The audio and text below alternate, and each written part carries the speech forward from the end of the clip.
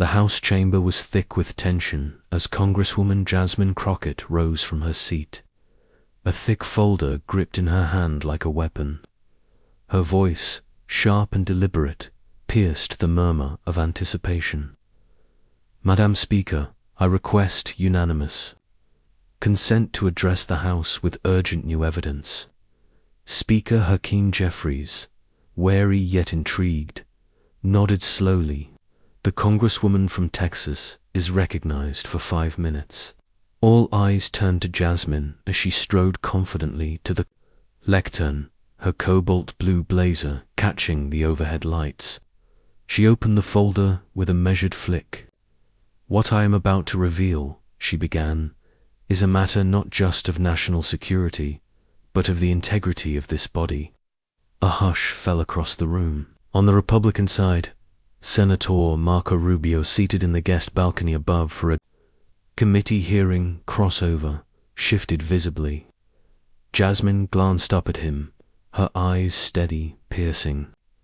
"These documents," she continued, "detail a series of covert communications between Senator Rubio and a foreign intelligence consultant working under a Panamanian shell corporation, dating back to 2022.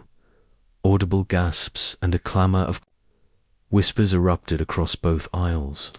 Not only did Senator Rubio knowingly conceal these interactions from his disclosures, she added, her voice rising, but he also funneled classified intel regarding U.S. sanctions policy in exchange for off-the-record campaign support from a no-defunct PAC with ties to Russian oligarchs. Rubio's face hardened into stone. His press secretary leaped from her chair in the balcony, whispering urgently into her phone. Across the aisle, Congressman Matt Gaetz barked an objection. "These are outrageous and slanderous." But Jeffries slammed the gavel. "The House will come to order," he shouted. Jasmine didn't flinch. She pulled out a black USB drive, holding it high. "On this drive," she said with finality, "are encrypted transcripts, financial transfers, and phone records, all verified by the Ethics Committee and 2 independent forensic firms." A stunned silence enveloped the chamber.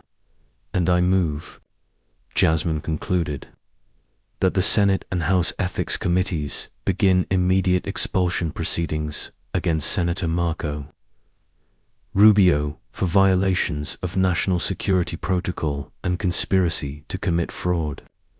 The silence broke into a storm. Cameras clicked. Reporters scrambled from the press gallery, and a tide of shouting broke out on both sides of the aisle.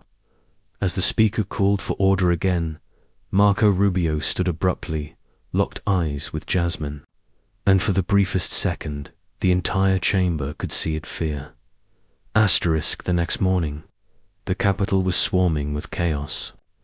Every major network had camped outside, cameras trained on the Senate steps, anchors speaking in rapid tones about the Crockett bombshell.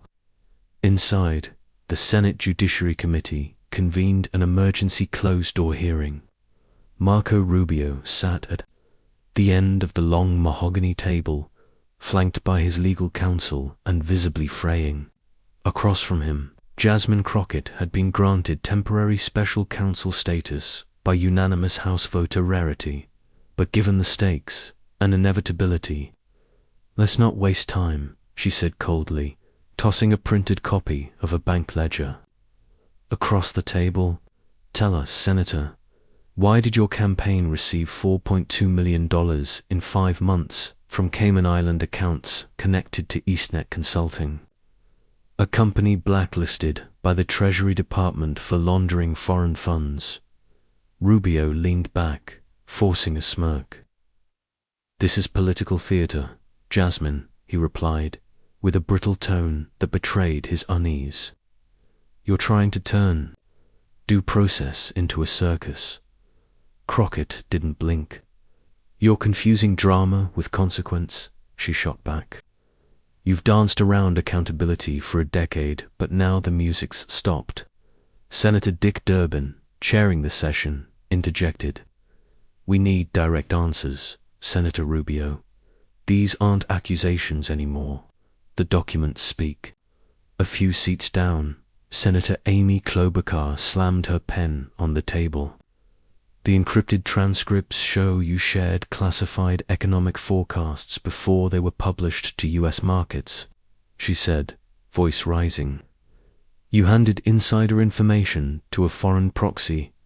How the hell do you explain that? Rubio looked to his attorney, who whispered frantically. We want a 5-minute recess, the lawyer requested. Denied, Durbin snapped. This committee's been lied to for too long. Crockett leaned forward. You once lectured this chamber about patriotism, Senator, she said icily. Now you sit here, exposed as a man who sold policy for power. Rubio's jaw tensed, and for a fleeting moment, the room held its breath. Then he exploded. You're not a hero, Jasmine, he barked. You're a social media stunt with a law degree. This is revenge, not justice. A murmur rose in the room, but Crockett remained unmoved. Call it whatever you want, she replied coolly, but it's still the truth, and no screaming can erase it. Rubio looked around the room. Once allies now watched him with blank, calculating expressions. The walls were closing in, and everyone knew it. The once untouchable senator from Florida had become a national liability, asterisk, asterisk, asterisk, by the end of the week. What had started as a dramatic revelation had spiraled into a historic political reckoning. A bipartisan coalition staggering in its speed and breadth had emerged, rallying around the Ethics Committee's emergency report, which confirmed Jasmine Crockett's findings as credible, corroborated, and grave in nature.